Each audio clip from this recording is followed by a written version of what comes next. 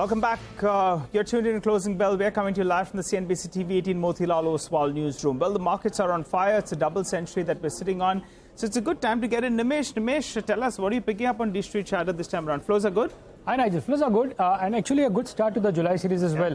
And the fact is that this rally is now led by the large cap names. So for the second day running, the large caps are actually outperforming the broader markets. That was the sense day before as well, right? Even in terms of flows, it looks like some bit of money is now shifting back to the large cap stocks. So that's been the trend today as well. I guess, there were multiple blocks as well. So that will have an impact on the flows in today's trade. It was a kind of a rush towards the last end. Technically, the trading window closes for a lot of the insiders and promoters starting today. So that block cannot happen now. But still, keep in mind, the non-institutions or the non-promoter category can still sell stakes. So that flow may still continue, at least in the run-up to the earnings season. So that's the overall feedback. In terms of sectors, NBFC stands out. So that's been a constant feedback as well, that within the financials, that is one sector which is well bid, and even in today's trade, those stocks are outperforming.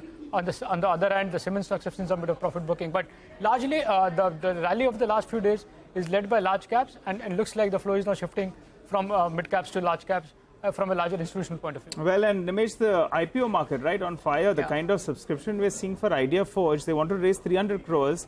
The last I checked, 91 times subscribed. So that means they've raised close to, the bids have come into 27,000 crores. So that's the kind of action. But what about individual stocks? In grey market, Nigel, the stock is trading at almost double the premium, Absolutely. right? So that's the kind of frenzy which is there for this particular IPO. Absolutely. Let's talk about some of the listed stocks, though. What are you picking up, Nimesh? Plenty, right? Plenty. So I'll start with first stock, which is HDFC AMC. It's just built up on the momentum, after a gap up opening and in huge volumes as well. In fact, there is an IFL note, alternatives note, and they believe that there is a very high probability now that the stock will get added to the MSCI in the August review. So there could be further passive buying if that turns out to be. So that's the reason why that momentum is continuing in HDFC AMC. The second stock is Pharma.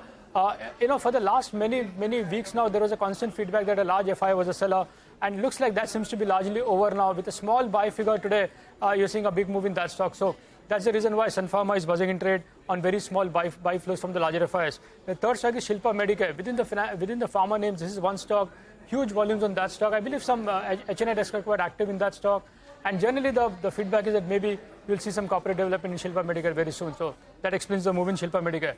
And the last stock is Godawari Power in this path. I had highlighted this a couple of days back as well, that I was expecting a large block. It's done. Some 50-60 lakh shares got traded today. And I believe in terms of seller, the promoter entity was a seller, and some large HNIs were buyer in today's block. So the disclosures could be important in Godawari Power in this path. Okay, Nimesh, thanks very much for that. So interesting list of stocks as always, and we'll come back to Nimesh later. Well, Mitesh is here.